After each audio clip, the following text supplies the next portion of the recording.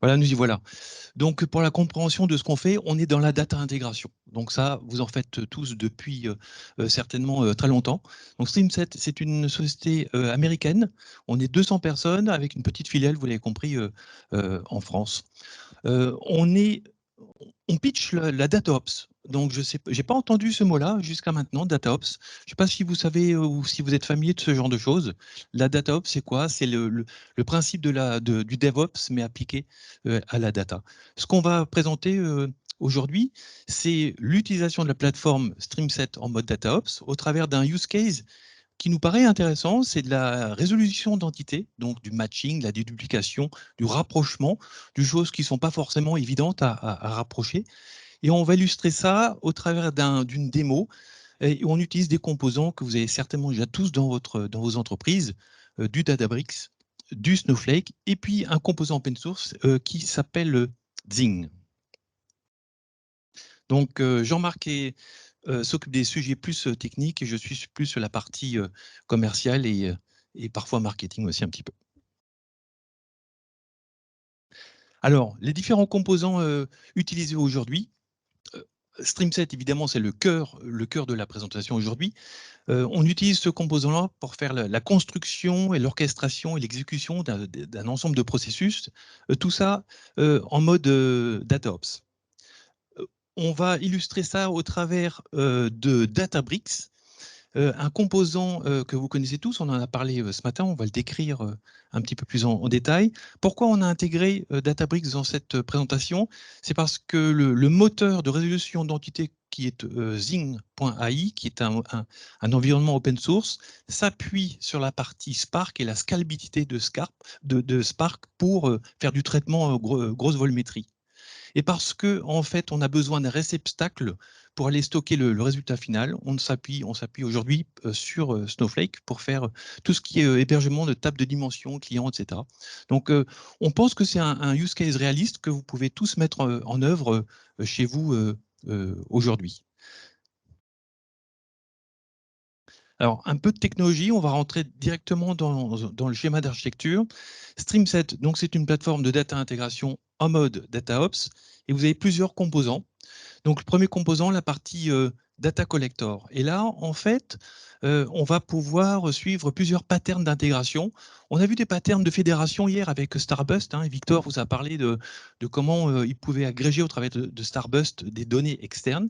Ici, ce sont des patterns d'intégration qui sont complémentaires. C'est-à-dire qu'ici, on va bouger la donnée. Hein. Donc hier, on a vu qu'on pouvait fédérer la donnée et créer des vues. Ici, on va bouger la donnée. Donc, on a différents patterns d'intégration, je dirais assez classiques. Le mode batch, que vous avez certainement tous utilisé, mode ETL assez traditionnel. Vous avez le mode CDC, Chain Data Capture. C'est un use case très, je dirais, populaire. C'est capturer à la source tout ce qui est changement d'une transaction, hein, un insert, un update, un delete, un truncate, qui est capturé à la source et en fait propagé sur des cibles qui peuvent être une autre base de données, du Kafka ou une application OLTP ou analytique. Un autre use case qui commence à percer, c'est la partie streaming. Donc cette fois-ci, on est vraiment en mode flux continu. C'est-à-dire que vous avez un pipeline qui relie une source à une cible et ce pipeline tourne en mode continu, jour et nuit, 24/24, 7/7.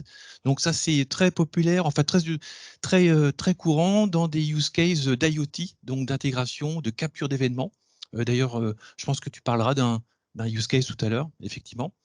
Donc, c'est la capture en temps réel d'événements externes. Ce qui est à noter dans cette interface, c'est que ces différents patterns se mettent en place au travers d'une seule et même interface graphique. Voilà, c'est vraiment consistant, il y a une unité graphique. Donc, que vous souhaitiez faire de l'ETL, de l'ELT, du Chain Data Capture ou du streaming, c'est exactement la même interface, c'est la même approche, c'est la même façon de concevoir du pipeline. Donc la partie Data Collector s'installe dans le cloud ou on-premise et vous allez pouvoir déployer autant de versions ou de Data Collector que nécessaire. La partie Control Hub tout au-dessus, donc c'est l'endroit où en fait on fait le dessin des pipelines, on développe, on design tout est dans le web.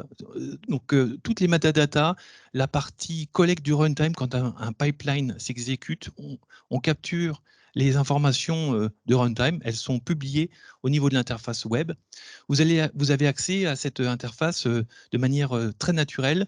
En quelques minutes, vous pouvez déployer ou accéder au produit StreamSet. Il n'y a absolument aucun déploiement on-premise si vous avez déjà, par exemple, une base de données Snowflake. Sur la partie transformation, on est un outil d'intégration, donc on collecte la donnée, on la transforme. On a deux options. On a développé un transformer spécifique pour Spark. On a vu ce matin Databricks qui parlait de son offre étendue, c'est-à-dire au-delà de Spark. Et on a la deuxième option, le transformer pour Snowflake. On va en parler quelques secondes. C'est un environnement qui est, je dirais, clé en main. En quelques minutes, on peut aller injecter de la donnée, la manipuler, faire des choses assez complexes comme du slow changing dimension. Tout ça, je dirais, en mode hyper rapide. Sur les destinations, on a un ensemble de connecteurs, plus d'une centaine. Alors, pour la petite histoire, on est né en 2015, donc c'est assez récent parce que si on repositionne StreamSet dans le monde Big Data, 2004, Duke Cutting à Hadoop, on a entendu hier de Victor que Presto, c'était Facebook 2012, et on est né en 2015. Donc c'est relativement, ça fait 7 ans, mais c'est finalement assez jeune par rapport, je dirais, aux confrères de l'IT. Et en fait, on est né dans cette mouvance Big Data, et ce sont des anciens de Cloudera, donc quand même le leader du Big Data dans les années 2010-2018, et des anciens d'Informatica qui ont créé StreamSet. Donc, ce qui est important de noter ici, c'est qu'une seule et même interface permet de gérer l'ensemble des patterns de data intégration qui sont listés ici. On est évidemment multi-cloud et on gère les 3 clouds américains essentiels. On aurait aimé avoir un cloud français ou européen. Bon, on attend les acteurs. Je pense qu'ils sont là, il suffit d'y aller. Mais voilà, on est par défaut compatible avec l'ensemble de ces 3 clouds. Alors, un petit mot sur Spark. Donc, ça a été le premier composant de transformation qui a été disponible au niveau de StreamSet. Ça permet quoi? Ça permet vraiment une ouverture totale sur l'ensemble des complexités qu'une entreprise peut rencontrer. Pourquoi? Parce qu'il y a, on l'a dit ce matin, on l'a entendu déjà ce matin, il y a une communauté extrêmement grande de techniciens, de spécialistes qui manipulent très bien Spark et l'écosystème Spark. Donc ici, vous avez juste un échantillon de l'ensemble des sources auxquelles on peut accéder. Et si vous y mettez le composant de transformation Spark au milieu pour aller redistribuer l'information sur n'importe quel type de source ou de cible, vous avez zéro limite en termes de complexité adressable. Alors, un petit mot particulier sur Snowflake. Donc, l'idée de l'outil, c'est que vous allez accéder à un designer, vous l'avez représenté ici en haut de l'écran. Vous allez composer votre flux, votre modélisation, elle s'opère comme ça.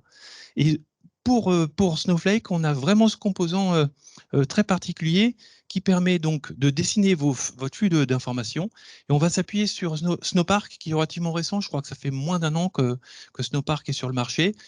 Et au travers de notre moteur, en fait, on va générer tout ce qui est nécessaire en termes de SQL pour passer au travers de Snowpark et en fait générer les statements SQL nécessaires et les soumettre au moteur Snowflake. Donc, si je résume, en fait, vous vous occupez de la partie fonctionnelle, vous dessinez votre flux, on est multi-source évidemment et multi-cible, et en fait, le moteur derrière s'occupe pour vous de gérer la complexité et surtout tout ce qui est, je dirais, changement perpétuel.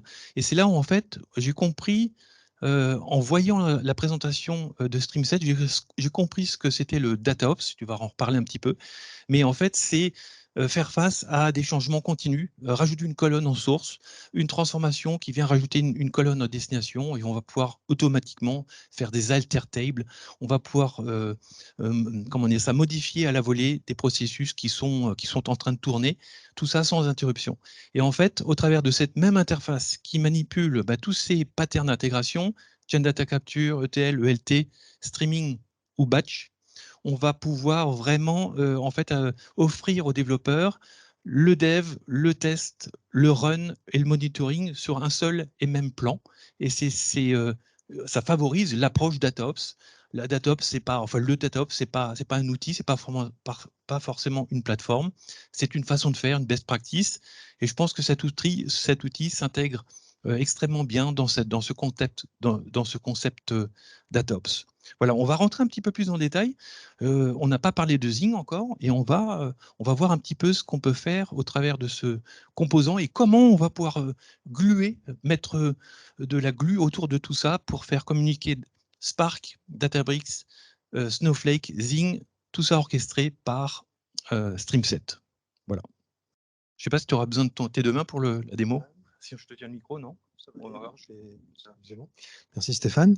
Donc juste pour résumer en peut-être un terme peut-être plus technique, ce qu'on fait en termes de DataOps, donc on a un control plane qui est en mode SaaS, depuis lequel donc les data engineers, les développeurs ETL vont modéliser leur flux d'intégration, leur pipeline, selon différents axes. Donc il y a la phase d'ingestion sur les file systems des cloud providers. Ça, c'est la première étape. Et là, on gère plusieurs patterns d'intégration, du CDC, du streaming, du batch. Et nos pipelines ont la particularité, c'est qu'ils sont très dynamiques par nature. Et c'est qu'on est schema on read. Donc, ça veut dire qu'à l'instar de certains ETL legacy traditionnels, on peut, dès la conception, essayer de les rendre les plus portables possibles. En appui, en plus d'un dispositif qu'on a, on a tout ce qu'on est capable de faire de manière graphique dans la plateforme. C'est interopérable via un SDK en Python, pardon, et une API REST très, très, très large. Donc, ça veut dire qu'en plus, en termes d'orchestration, ce qui est une forte demande dans ce qu'on fait du DataOps, là, on peut alors soit orchestrer avec des outils tiers comme Airflow, ou alors on peut aussi créer un orchestration pipeline dans la plateforme lorsque l'ensemble des processus à exécuter sont intrinsèquement liés à Streamset. Donc on applique tous les principes DevOps de manière continue, donc du développement des tests unitaires. On a la capacité de voir l'état de la donnée sur chaque nœud du traitement. Et on essaie de démocratiser l'usage en fait, de l'intégration de données et la rendre accessible à un plus grand nombre, d'où cette approche graphique et composants réutilisables. C'est-à-dire que l'ensemble de nos pipelines peuvent être subdivisés dans toute ou partie et rendus réutilisables au travers de cette notion de fragments. Et ces fragments, eux-mêmes, ont leur propre cycle de vie en termes de versionning et autres. Donc c'est très graphique, très facilement maintenable, portable, on est agnostique en termes de cloud.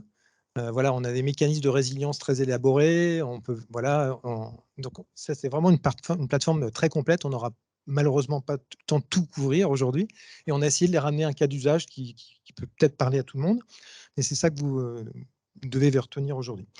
Pour ce qui est du cas d'usage qu'on a retenu, bon, moi je suis un passionné des enjeux autour de la qualité de données. Et donc, c'est vrai qu'on a plein de nouvelles technologies aujourd'hui qui nous poussent à un usage un peu facile des technologies cloud et des systèmes distribués de manière générale. Mais se pose le problème, c'est lorsqu'on déplace un grand nombre de données ou lorsqu'on les traite, ces données, sans les déplacer, qu'en est-il de la qualité intrinsèque des données? Et donc, un des enjeux autour de la résolution d'identité, c'est ça, c'est d'essayer de réunir, lorsqu'on veut sans passer sa vie à remettre en qualité, qui est donc la phase curative est très coûteuse et fastidieuse, et qui plus est dangereuse. Elle est soumise à risque. Si on ne le fait pas bien, on risque d'altérer la donnée dans son état d'origine. Donc, c'est pour ça que j'ai retenu Zing et AI comme une approche modernisée qui permet, en appui du machine learning, tirer profit, parce que c'est un moteur, c'est des librairies qui fonctionnent en open source sur un cluster Spark. Et donc là, du coup, on avait une intégration naturelle avec notre transformer qui lui-même fonctionne sur un cluster Spark. Les cas d'usage métier, donc là, moi, j'ai eu la chance de travailler beaucoup dans le public, donc il y en a pléthore. Par exemple, lorsqu'on doit, dans le ministère de l'Intérieur, typiquement, ils utilisent la base du stick pour référencer l'ensemble des des grosses infractions. Donc, évidemment, je vous laisse imaginer, lorsqu'il y a les concernés passent 24 heures en garde à vue, ils s'arrangent pour ne pas avoir de papier d'identité sur eux. Donc là, c'est des données nominatives. Là, il n'y a pas de reconnaissance faciale sur un passeport. Et après, il faut pouvoir corréler ces données avec d'autres ministères, comme la justice, pour savoir si qu'est-ce qu'a donné finalement cette plainte à l'issue. Donc là, il y a un cycle de vie qui peut être long et qui a un impact sur la conservation des données. Donc, en fonction de si le jugement, s'il a été jugé coupable, dans ce cas-là, bon, bah, on peut conserver plus longtemps les données. Donc, il y a des enjeux au niveau secteur public qui sont très importants, au-delà de la lutte contre le terrorisme également. Donc, ça, j'ai travaillé sur ces cas-là. Dans l'assurance, la fraude à l'assurance est un autre cas d'école pour lequel la résolution d'identité est un facteur clé de réussite. Y compris dans la partie ARD, que dans la partie vie. Donc la partie vie, j'ai travaillé sur une grosse assurance en France aussi il n'y a pas longtemps, où là, il faut faire de la corrélation sur les fichiers d'Interpol. Et puis, lorsque le propriétaire de la donnée, qui peut être la banque, qui soumet donc des placements financiers, là, ils sont soumis à une réglementation qui les pousse à s'assurer que ce n'est pas à des fins de blanchiment d'argent. Donc là, il faut faire, une fois de plus, il faut rebalayer des données dont l'assureur n'est pas le propriétaire, parce que c'est une prescription faite par la banque, et puis faire ce travail de rapprochement très très fin, et pour répondre à la question. D'autres verticaux, comme dans le domaine de l'hospitality, dans l'hôtellerie, donc les systèmes de réservation dans les hôtels, ce qu'on appelle les PMS, les Property Management System, recréent des îlots finalement. Donc lorsque le métier, le marketing veut reconstruire la vision unique des clients, qui peuvent intervenir dans les hôtels à des fins professionnelles ou titre privé. Et s'ils veulent pouvoir fidéliser ces clients-là, il faut pouvoir bypasser ces problèmes de silotage de SI. Et donc, encore une fois, la résolution d'identité est encore un facteur de réussite pour mener ces projets à bien. Mais il y en a pléthore, on peut aussi l'utiliser de manière ad hoc pour résoudre des problèmes de qualité de données sur ses propres bases, qui se trouvent sur ses propres data warehouse, de manière ponctuelle, pourquoi pas. S'en servir en phase de découverte pure et simple, pour détecter des relations méconnues sur différents axes. Et donc là, on peut même appliquer un framework de type graph derrière pour avoir une vision un peu plus holistique et graphique. L'enrichissement, c'est un autre cas d'usage très courant. On est en France, donc on a des projets associés, c'est des projets de sécurisation. Je mets à plat mes organisations, les entités légales ont bougé, il faut que je gère ce cycle de vie permanent, ça bouge, c'est pas statique. Donc il faut de manière récurrente réappliquer ces algorithmes de résolution d'identité pour faire ces enregistrements, ces enrichissements et mettre à jour, pourquoi pas, son master data management s'il y en a un. Voilà, il y en a plein. Et puis en plus, l'intérêt, c'est qu'on peut le faire. Donc, c'est avant tout un moteur de résolution d'entité. Alors là, aujourd'hui, on va parler d'identité, mais donc ça s'applique aussi sur les données d'articles et de produits. Donc c'est pour ça que j'ai retenu un peu le Zing AI, qui est une solution open source un peu moderne. Si on passe donc dans le scénario pour décrire l'enjeu de comment Zing fonctionne, lorsque il y a beaucoup de personnes qui pensent que faire du matching, c'est simplement appliquer des algorithmes. Non, ce n'est pas du tout. La première étape, qui est la plus discriminante, c'est comment je fais pour comparer des choses homogènes. Et c'est la phase la plus coûteuse parce qu'elle impacte la performance. Donc, pour éviter, surtout lié au volume de big data, voilà, ce qu'on veut, c'est diminuer le nombre de comparaisons. Et donc là, il y a une première technique de clustering qui est appliquée par Zing, qui permet, en appui de machine learning, de classifier les... Ah, je pense qu'il y a une petite sonnette. Donc, de réduire cette première phase. Ensuite, il y a un autre modèle de classification, cette fois, qui permet de faire le scoring. Et donc, le livrable, c'est de fournir un cluster ID et un score, pour faire simple.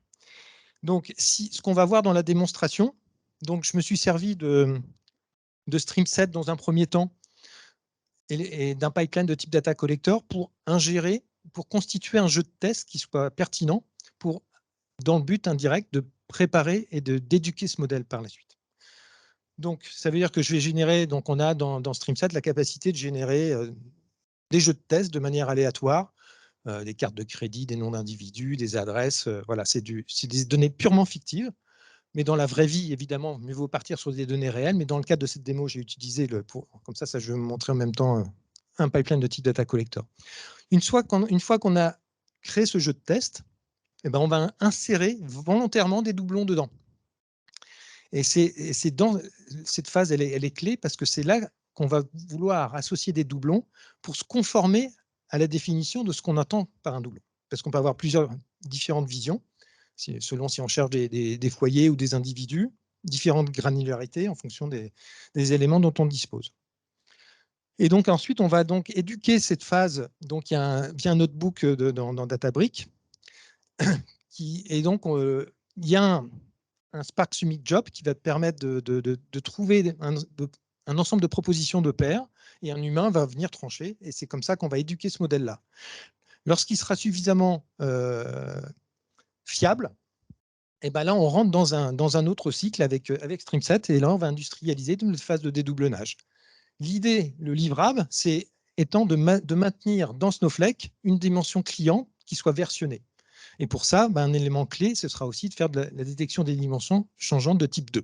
Donc, pour préciser, historiser donc ces dimensions dans le temps avec des dates de chevauchement et des versions associées. Et tout ça, on va le faire de manière graphique, en fait. Alors, comment ça se passe? Donc, ça, c'est un exemple de pipeline de type data collector qu'on va voir. Donc, on a un data générateur qui génère des données. On rentre dans un cycle de conversion, on fait sa liste de courses, en fait. On identifie les champs dont on a besoin pour constituer ce jeu de test. Et ensuite, manuellement, alors j'ai chargé ça, par exemple, dans un Google Sheet. Et ensuite, j'ai introduit volontairement des doublons. Et c'est ce dont je vais me servir par la suite pour éduquer mon modèle dans Zing. Alors, comment ça se passe au niveau fichier de config dans Zing? Il y a un JSON qu'il faut utiliser pour configurer. Et là, on spécifie.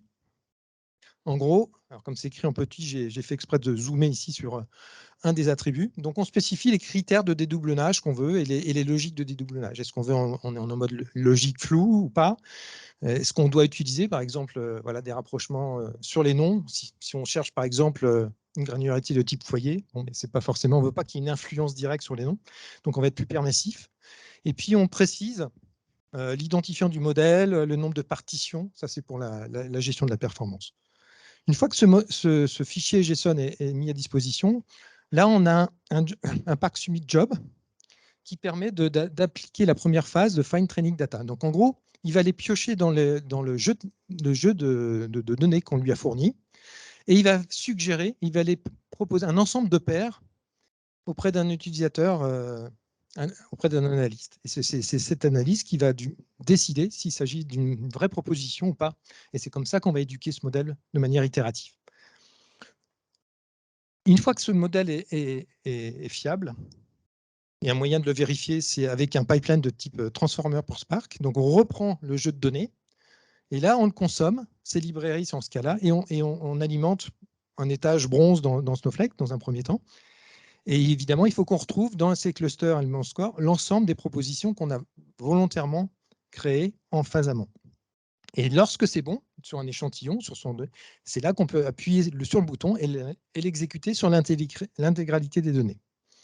Là, donc, c'était un exemple sur la vision individu. Puis là, maintenant, j'ai un exemple avec une autre stratégie qui permet de regrouper. On ne voit pas très bien l'écran, mais c'est avec une vision plutôt foyer. Une fois que cette étape est terminée, et là, on rentre. Là, c'est un autre pipeline, une autre typologie de pipeline. On est dans le transformer pour Snowflake. Donc, derrière, il y a un interpréteur graphique qui va générer un DAG. Et en exploitant Scala de Snowflake, ça va générer un SQL approprié directement sur Snowpark. Donc là, je reprends mes doublons, je définis graphiquement les stratégies de dédoublonnage. Donc du coup, je vais avoir un gradient, un différentiel sur les données. Donc je récupère mes petits via un lookup, via une jointure externe gauche, et je peux ici initialiser ma table de référence croisée. Comme ça, lorsque je vais gérer dans la phase incrémentale, je vais pouvoir retrouver mes petits et gagner du temps pour maintenir justement ces clusters en place. Et là, j'initialise ma table des dimensions dans Snowflake. Donc là, je passe d'un l'étage bronze à silver, par exemple. Et une fois que cette phase d'init est terminée, je gère la phase incrémentale. Alors cette phase incrémentale, Là, j'ai une nouvelle source, mais qui pourrait être multiple. Là, j'ai fait exprès de mettre 3 enregistrements qu'on va voir. J'ai un premier lookup qui va faire un check dans ma référence croisée pour vérifier si ce client est connu via son identifiant. Donc là, il n'y a pas de logique floue, il n'y a pas d'intelligence proprement parlée. Donc là, je vais du coup, dans ce cas-là, initialiser ma première version dans ma table des dimensions dans Snowflake. Et pour ceux que je n'ai pas trouvé de correspondance, je vais essayer d'invoquer la phase de rapprochement basée sur les résolutions d'identité de Zing pour trouver des candidats. J'en trouve un, super, je le consolide, je crée mon golden record, on l'appelle comme on veut, ou l'enregistrement de survie.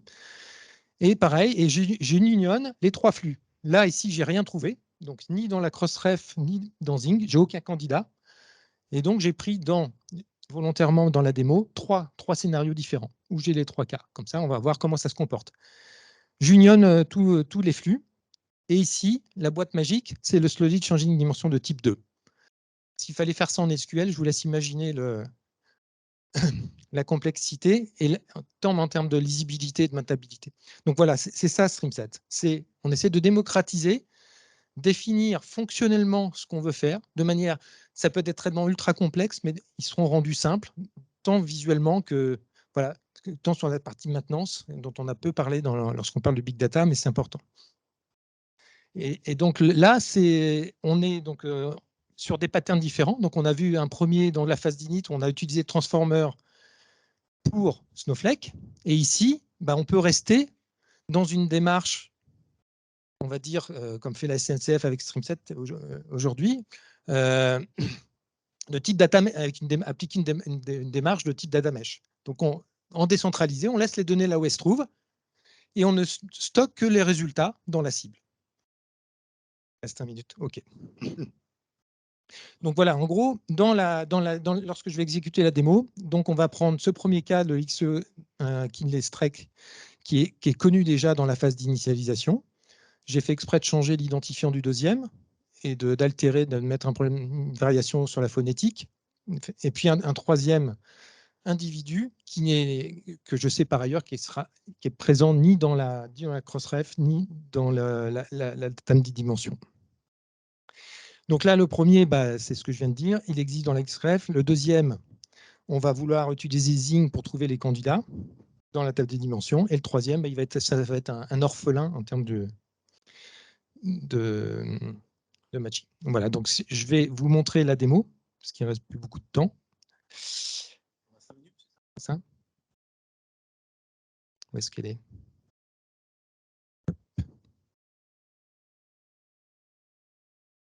Donc voilà, donc ce que je vous montre ici, un petit lag. Voilà. Donc là, je me suis logué dans la console du Control Hub, qui est accessible en mode SaaS. Et en termes d'observabilité, tout ce que je vous ai exprimé dans les cas d'usage, on retrouve tout là. L'écran pas terrible. Donc là, j'ai la génération de mon dataset qui alimente une Google Sheet. J'ai ensuite mes 2 pipelines de type Transformer pour Spark qui permettent de faire des dédupes et d'invoquer Zing. D'accord, et en gros, stager les résultats du dédoublonnage dans un premier étage dans Snowflake. Ensuite, j'ai un autre pipeline qui fait l'init. Lui, c'est un pipeline de type Transformer pour Snowflake. Il sera donc poussé sur le framework Snowpark. Là, donc je maintiens une table de référence croisée et j'initialise ma table des dimensions clients. Nouvelle source, donc là, j'ai toute la cinématique qui est visuelle. Je vais appuyer sur. Donc, on va démarrer. Donc, l'idée, c'est d'alimenter dynamiquement ce premier jeu de test. Comme ça, vous aurez un aperçu de qu'est-ce que c'est qu'un pipeline de type data collector. Dans la vraie vie, la plupart de ces pipelines sont toujours en mode exécution, ils sont toujours en running permanent, parce qu'ils font la plupart du temps sont en streaming. On essaie de mettre à disposition de nos consommateurs, qui sont les data scientists et les data analysts, le plus rapidement possible les données sur les file systems des cloud providers, et ce avec une résilience sans faille. Donc voilà, une fois qu'on aura fait cette première étape, on va donc exécuter l'init directement dans le transformer pour Snowflake. J'accélère. Juste donc là, si on lance on a la capacité de démarrer les traitements ici. On a un petit aperçu de ce que fait ce pipeline. Donc, on voit les différentes séquences de transformation unitaire telles que fait qu'on en attend d'un ETL, on va dire. Sachant qu'à ce stade, la plupart du temps, on essaie de déplacer les données sans trop les altérer. On parle de données brutes, mais bon, on peut déjà faire de la transformation unitaire, invoquer, pourquoi pas, de l'intelligence artificielle. On peut consommer, faire du scoring en temps réel aussi en phase streaming, en consommant du TensorFlow ou du MLlib, par exemple, en phase d'ingestion. Donc, on est utilisé dans la banque principalement pour ça aussi, pour gérer les faux positifs dans le domaine de la génération d'alertes sur la fraude de carte bancaire, par exemple chez NatWest. Et donc là, on a un petit aperçu rapide de l'aspect de la console de monitoring. Et c'est le data collector qui remonte les statistiques opérationnelles, donc les métadatas opérationnels, au control hub. C'est de la bonne connectivité. Une fois qu'on a alimenté notre fichier sur Google Sheet, c'est là qu'on va exécuter la phase de détection de paires qu'on va soumettre à un reviewer. Et donc, via notre book, on va pouvoir trancher et éduquer ce modèle de manière itérative. Donc, c'est comme ça que ça se passe. Donc là, il a une petite liste déroulante. Et puis, donc, si c'est un match, s'il est content avec ça, il met le 1 et le 0 dans le cas contraire. Et s'il a un doute, il met à 2. Et donc, ça, c'est une phase itérative. Évidemment, il faut rejouer les deux de manière quadratique jusqu'au moment où on décide que le modèle est suffisamment fiable avant de l'opérationnaliser. Qu'est-ce qui me permet de savoir si mon modèle est fiable? Justement, c'est l'étape suivante. Est-ce qu'on va rejouer sur l'échantillon des 100 enregistrements dont je me suis servi pour éduquer le modèle? Et dans la cible, lorsque je vais initialiser mon premier étage en Snowflake, je vais m'assurer que je retrouve bien mes petits. Si ce n'est pas le cas, il faut que je réitère, je vais régénérer de nouvelles paires et ainsi de suite. Donc ça, je l'ai fait sur la vision individu. Donc comment ça se passe dans la... Donc là, on précise que c'est similaire à ce que je vous ai montré tout à l'heure. Donc on précise les champs sur lesquels on veut appliquer qui a une influence sur les critères de comparaison. Et puis on change, il y a juste la phase qui change. Là, on est en training match puisqu'on cherche des doublons. Dans Zing, il y a aussi la notion de link phase. Donc la link phase, c'est trouver pour chaque enregistrement d'une source externe, je vais trouver, il y a une relation à n avec une source de référence. Donc c'est celle dont je me suis servi pour faire la phase incrémentale. Là, ce qui est assez sympathique, c'est on a un comparatif de versions différentes. Donc là, je suis à l'init sur un jeu de test. Et là, j'exécute sur la vraie vie, sur l'intégralité des données qui peuvent être déportées sur une architecture vraiment hybride. Et là, je vais pouvoir appuyer sur le bouton et exécuter sur ça, faire de la répartition, mettre des critères de blocking si besoin est. Il faut être très prudent néanmoins. Il faut être sûr de la qualité des données unitaires avant de faire de l'optimisation de performance. Mais on a plein de leviers qui permettent d'améliorer encore une fois plus la performance. Une fois qu'on est dans Snowflake, là, on voit les résultats. Par cluster, on a les scores. Et on voit on gère les inversions de nom prénom par exemple, avec des initiales, des inclusions d'initiales, des problématiques de phonétisation, là c'est des surnoms, par exemple, Kate versus Catherine. Bon, voilà, tout ça, ça permet de gagner du temps et d'éviter de normaliser, de standardiser à tort pendant des années, parce que ça prend du temps et c'est fastidieux. Donc ça, une fois qu'on a fait ça, là j'ai un exemple aussi sur la partie foyer. Donc là, j'ai juste spécifié que je ne voulais pas utiliser les noms comme critère d'influence lors du scoring, et c'est terminé. Donc là, j'ai un exemple dans Snowflake qui présente le résultat.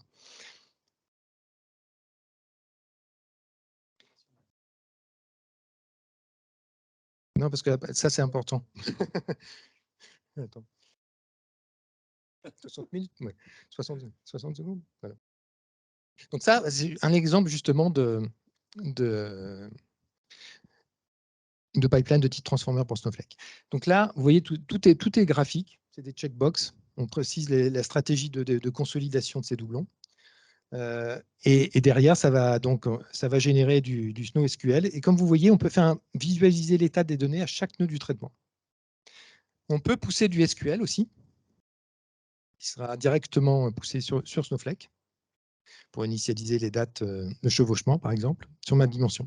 Et là, le fameux traitement qui est le plus important, c'est la phase incrémentale. Donc là, je retrouve les trois enregistrements que je m'apprête à tester. Le premier étant un rapprochement de manière relationnelle via l'identifiant. Le deuxième, ce sera en mode logique flou via Zing. Et le troisième, il sera trouvé de nulle part. Et donc là, ce sera une seule version dans ma destination, qui est Snowflake. Si on regarde le résultat, hop, on trouve donc sur chaque nœud, je montrais les doublons. Et dans la cible, surtout, j'accélère.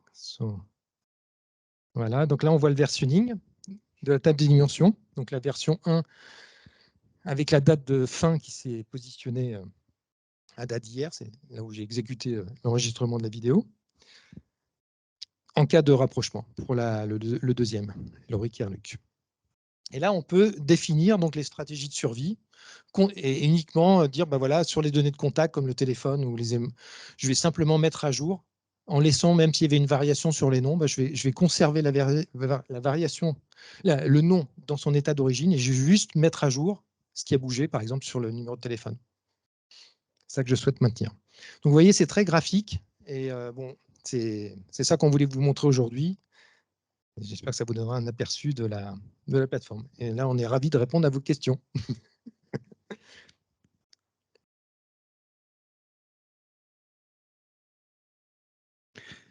Merci beaucoup. Question à distance dans la salle. Alors, ouais, Lucas en premier. Bonjour, merci. Bonjour. Alors moi j'ai juste une question parce qu'il y a quelque chose que j'ai pas bien compris. En fait, c'est où est-ce que vous vous positionnez parce que vous avez parlé de data quality ou d'analyse sur certains postes de données. Là, vous avez présenté en fait une orchestration d'ETL que vous réutilisez, mais après au sein des ETL, vous avez des modules dédiés et j'ai un peu du mal à voir du coup où est-ce que se positionne StreamSet dans tout ça. Oui, alors StreamSet se repositionne, si vous vous rappelez la slide qu'a présenté Stéphane en début. En fait, on intervient dans toute la chaîne. Vous connaissez 530, on a des compétiteurs sur la phase d'ingestion, donc où on gère toute l'ingestion des données sur les file systems des cloud providers. Ça, c'est notre premier sweet spot. On est né là-dessus, on est en open source jusqu'à il y a peu de temps, via le data collector. C'est le data collector qui fournit ce niveau de service. Une fois qu'on est sur le lac, et ensuite, là, on gère des données structurées, semi-structurées, voilà, et de manière continue. Une fois qu'on a mis les dispositions de manière rapide sur les lacs, c'est là qu'on a besoin de faire de la transformation de manière exhaustive, et on tire profit des architectures massivement distribuées pour le rendre plus performant, scalable et résilient. Ça, c'est la deuxième étape. Et là, on a deux choix. Soit on a des contraintes réglementaires qui nous empêchent de le faire sur le cloud. Donc le data plane, donc le moteur de transformation pour Spark peut très bien fonctionner encore sur Hadoop, il n'y a pas de problème. Et dans ce cas-là, on alimente la cible qui sera on-prem. Soit on veut ensuite faire de la transformation. On est déjà sur un lakehouse comme Snowflake. Et dans ce cas-là, on va faire directement la transformation sans sortir les données de Snowflake. Et on va faire la spécification de ce pipeline graphiquement. Et il y a un DAG qui va interpréter ce graphique et conformément au framework de Snowpark, générer du SQL approprié qui sera poussé. On récupère les statistiques d'exécution à des fins de monitoring et de supervision. Du coup, plutôt ETL à différents points de la chaîne de valeur data? Oui, alors là, on serait plutôt en frontal avec un DBT. Voyez. Donc, en amont, le data collector plutôt 530 et en aval, ça plutôt DBT. L'intérêt de StreamSet, c'est qu'en termes d'observabilité, vous voyez toute la chaîne. En termes de gouvernance aussi. Même niveau de sécurité, même d'accès à la plateforme. Et on essaie de démocratiser. Donc, les gens qui conçoivent ces pipelines, tant sur la phase d'ingestion, sur le Move to Cloud, c'est plus cohérent. Et on a un seul repository. Donc, le control hub n'a pas pour vocation de rendre persistant les données qu'on voit en preview. On a même des mécanismes de snapshot. Lui, il ne stocke que les métadonnées. Il centralise. Donc, Du coup, j'ai peut-être juste une petite dernière question et après je passe le micro. Vous venez par exemple de parler d'observabilité. Ouais. C'est de l'observabilité qui va se passer où? Qui va se passer au sein de votre plateforme? C'est quelque chose que vous pouvez exporter ailleurs? avec des logs, par exemple, qu'on puisse remonter dans un autre outil ou comment est-ce que c'est construit? Oui, alors en fait, en plus, donc il y a une API en fait, qui permet d'interagir avec la plateforme. Donc tout ce qu'on fait graphiquement, le suivi de monitoring, le déclenchement, les bascules d'environnement, tout ça, ça s'opère graphiquement ou aussi via API ou via le Python SDK. Donc ça veut dire que si vous voulez orchestrer avec un outil tierce, c'est comme ça que vous procédez. C'est possible. C'est possible. Ok. Voilà. Merci. On a en plus des connecteurs après, voilà, qui permettent d'alimenter les logs de comment.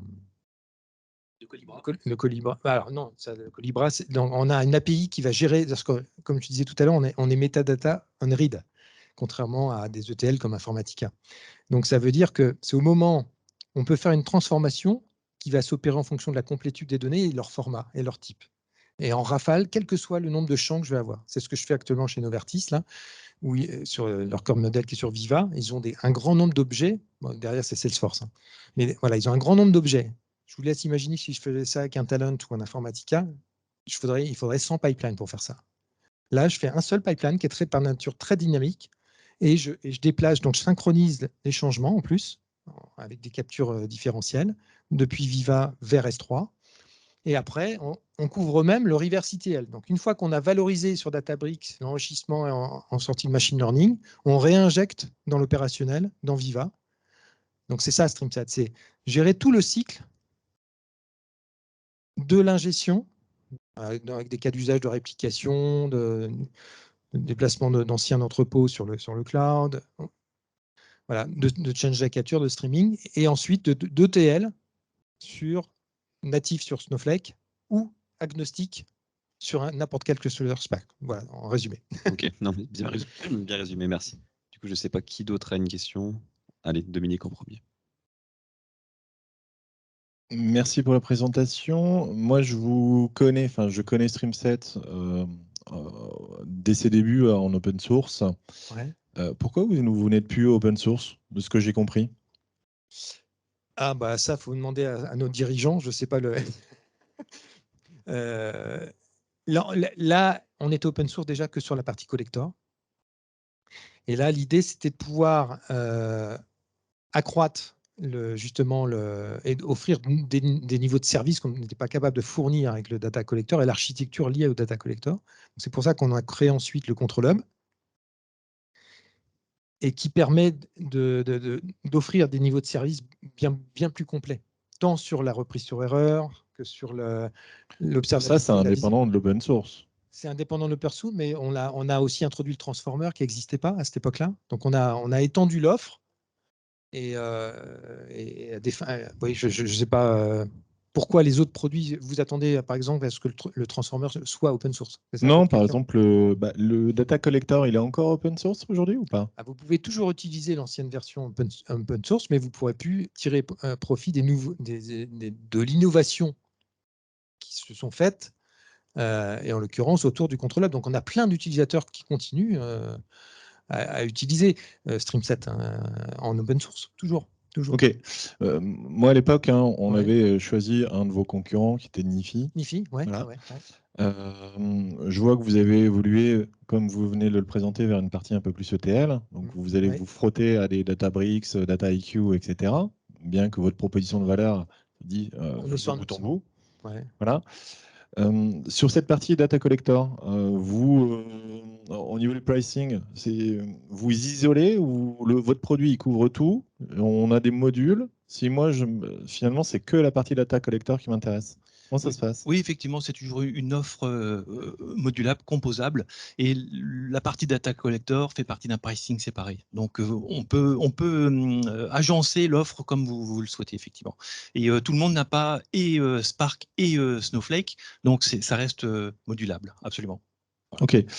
Pour creuser un petit peu plus dans la technique sur la partie data collector, à l'époque c'était plutôt événementiel, donc je ne sais plus la représentation interne, comment ça s'appelait, mais un peu comme le principe de Nifi, des flow files, des choses comme ça. Est-ce que vous prenez aussi en input des fichiers qui peuvent être de 1 méga, de 1 Tera, peu importe, est-ce que derrière, dans les flows qu'on fait, on peut arrêter à n'importe quel endroit, faire un replay, si l'étape suivante plante, régler le problème, comme dans ici finalement. On règle le problème, après on fait play, et on ne redémarre pas de zéro, on redémarre là à l'étape où ça s'était planté. Alors moi, je peux vous parler de ce que je connais aujourd'hui, parce que je suis récent aussi dans l'entreprise, ça fait 1 an. Le control hub qui pilote les data collecteurs vous permet d'assurer ce niveau de résilience, parce que, et on peut stager donc les données dans Kafka, dans un file system local, Oui. et donc avec des mécanismes d'offset. Donc une fois que la donnée a été committée dans la cible, ça permet de mettre à jour l'offset et on repartira depuis ce point-là. Et ça, c'est vraiment un truc assez sympa. Bon, je n'ai pas eu le temps de tout montrer, évidemment, parce que l'offre est assez copieuse. D'accord. Bien sûr, ouais. Et la compatibilité avec les formats de table, notamment sur les On a object Bro. storage, Delta Lake, Iceberg, UDI. Alors, on a un connecteur pour Delta Lake directement. Ouais, Ouais. d'accord. On a une liste. En fait, la liste des connecteurs est publique. Vous allez sur streamset.com et vous allez accès à la documentation. Tout est clair et par typologie de produit. Ok.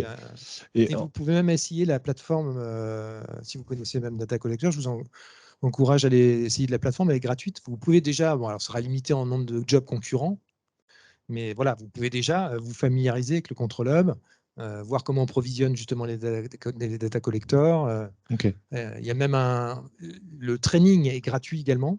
Alors, c'est sur Trigo, il y a même des labs et qui sont vraiment très très bien faites. On a des retours vraiment positifs de nos clients, même prospects. Donc, comme évidemment c'est hosté sur Amazon, il y a un coût. Donc, il y a une durée limite pour jouer et faire les labs. Et déjà, ça vous donne. Ouais. Mais on peut après. Alors, laisse-moi la choisir. Dernière question sur le templating. J'ai designé un flow. Finalement, j'ai 15 fois la même golden source que je veux récupérer, ingérer dans mon data lake. Ouais. Un seul développement, 15 instanciations paramétrables, tout roule. Alors, il y a 2 réponses. Soit on crée la notion de job template. Donc, par rapport à ce que vous avez connu, il y a une nouvelle notion d'abstraction. Il y a une notion de job dans le control hub qui instancie. Donc, on peut instancier plusieurs versions de job qui ont leurs propres paramètres. Il y a la notion de job template aussi qui peuvent. Et puis, il y a des clients comme BT, SNCF qui l'utilisent à grande échelle. Eux, ils ne voient que par le Python SDK. Donc, ils maintiennent un seul pipeline et ils dérivent en fonction des entrées-sorties ou des règles. Vous avez aussi la notion de fragment qui peut aussi être dissociée, on va dire, ou partie intégrante des origines et des destinations, selon les cas. On essaye dès la conception d'imaginer ce qui sera amené à bouger versus ce qui sera relativement stable pour justement jouer là-dessus. Merci. Je vous en prie, c'est nous qui vous remercions. Merci.